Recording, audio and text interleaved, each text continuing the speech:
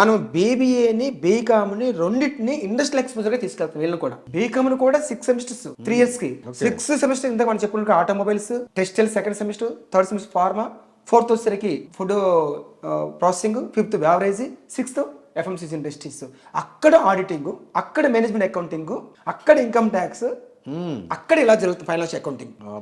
అలాగే ఆ సబ్జెక్ట్ని ఇండస్ట్రీలో తీసుకెళ్ళి ఎక్స్ప్లెయిన్ చేస్తే ఫైనాన్షియల్ అకౌంటింగ్ ఆ కంపెనీ ఎలా జరుగుతుంది. థియరీ చెప్తే బోర్డు మీద థియరీ చెప్తే లెక్చరర్ స్టూడెంట్ నోట్బుక్ రాసుకుంటాడు, బయట చేస్తే 4 సార్లు రాస్తాడు, ప్రాక్టీస్ చేస్తాడు, ఇదే ఎగ్జామ్లో వస్తుంది, ఫుల్ మార్క్స్ వచ్చేస్తాయి. ఏంటి సో వాట్ ఫుల్ మార్క్స్ వస్తాయి?